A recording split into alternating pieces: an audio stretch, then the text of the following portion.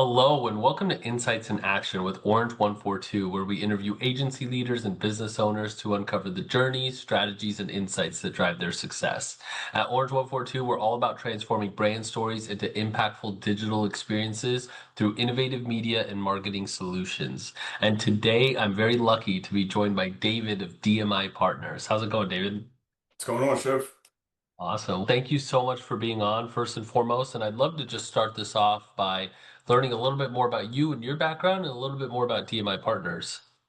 Cool. Yeah. First of all, thanks for having me. So my background started in traditional advertising. I was a graphic designer coming right out of school, very into branding and traditional print and logo stuff. I am 40, so that was about 17, 18 years ago. I wanted to get into web, but it wasn't as strong as a thing. Started doing that slowly over the next couple years. And when I felt like I was ready to try to get a job that was more heavily into digital, luckily DMI was available and doing just that thing. That's why I went there. And then coincidentally, because of an opportunity for growth, and coincidentally, that is DMI's mission is creating opportunities for growth. So for what we are, we're basically a full service agency. We don't do video or complex animation, but everything other than that, we got you covered. And again, the opportunities for growth thing is what we live by and why I'm still there after 12 years. That doesn't just apply to our clients. Obviously, everybody says they put great strategy into things. And I do like to think our strategy is industry leading and we do proprietary things that other agencies aren't doing, new strategies, stuff like that. But everybody can try to claim that. But we really prioritize not just making our company or, our partners and the companies that we work with grow, but the people that work within those companies, we try to track their promotions and we apply that equally to our own people. We put a huge emphasis on our personal development, and just growth of our employees and put a lot of resources into that and something that I'm proud of. Yeah, that's awesome. I love that mission, creating opportunities for growth. And it's so cool that you guys do that on the outside, but also for the inside as well. And you said you've been with TMI for about 12 years now. What's kept you there, aside from the obviously opportunities for growth, which is great? And how has the company evolved during your time? So what's kept me there is obviously, like I said, that how we treat our people. That's huge, and I do think sets us apart from a lot of the industry, at least in my experience. But from the evolution of the company has been really fun to watch. So when I started, we were doing some educational marketing. We were managing on my team, Mitchell and Ness, which is like one of my favorite brands. So I was like in love with it already. It's like a big sports nostalgia company. And that was one of our biggest clients. We were doing their website, stuff like that. It was awesome. But from us, like creative has always been in truth, like supporting of the rest of the company. It was never the main driver. We were always supporting other teams. But our clients were fun, so that kept me there originally. And then as I see everything evolve, like they did some educational marketing, and then that kind of went away. They always were in affiliate, but it was more like and list growth. Like those were our big like list growth and affiliate were our two main drivers. And they remain to this day, but in much different ways. Affiliate is completely different than like we were putting opt-ins out there and trying to get little articles on some blogs here and there. Now it's it's incredible. Obviously, there's some of that, but it's the between from coupon sites to influencers and everything in between, customer created data or excuse me, consumer created content, the whole nine. It's just drastically changed. And for us to see our team in affiliate go from small and learning and trying to figure out, get the lay of the land, basically, as it was evolving to an industry leader. Like we're one of the best in the business at this point with stats improvements, especially in affiliate. And then the same goes from a database acquisition. We used to call that different things, but no matter how you look at it, it was just trying to build email growth, email list growth for our clients. And that used to be done through a handful of different, like more limited ways and opt-ins at the end. That's grown. And then aside from that, we piggybacked off of that and really blew out and grew a best-in-class email team as well to support that. It used to be just gathering those emails and building it, and that was the main business. But now we're doing that and supporting those actual email marketing efforts that to with those people that we're getting for them, email programs as well. So really, like the growth of those two teams has been very fun to watch. Uh, Yeah, For sure. And it's cool for you seeing the transformation of all of that. Would you say, you said a lot has changed, obviously. Would you say it's gotten harder or would you say it's gotten easier or maybe a mix of both?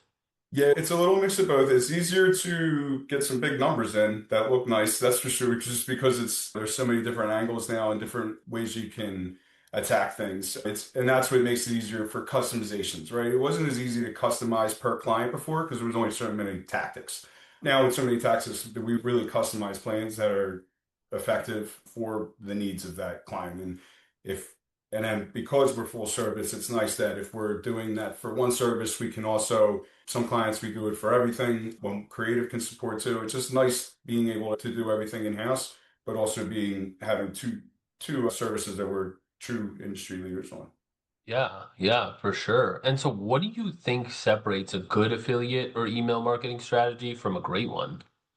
And it's probably pretty standard, and hopefully it doesn't sound too hacked. But customization Mm. is it's just like personalization and customization is everything now. It's only going to get more. I'm sorry to give you a can. It's probably a canned response, but it's the truth. It just is. The more, obviously, the more personalized you can get to the consumer, the better. And our team, especially with the email team, is incredible and finding new ways to do that.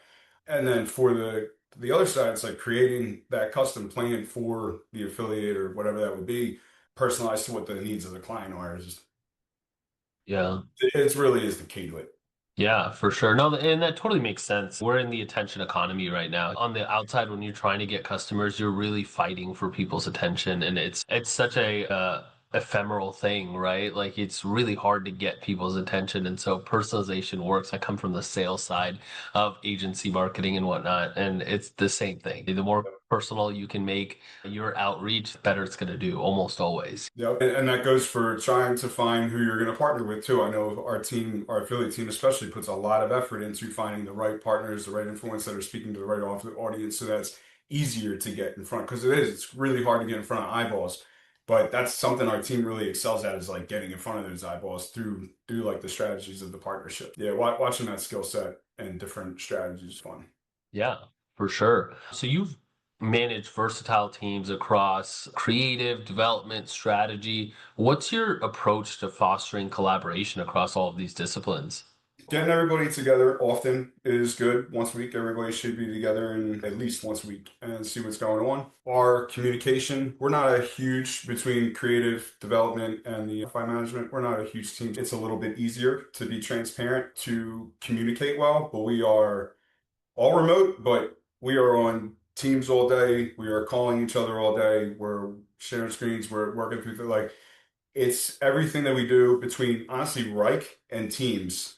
Our collaboration has just become very streamlined and it really makes it easy. As long as everybody's involved and everybody's filled in where they need to be, it does the work itself. And everybody needs to feel like they have an equal stake.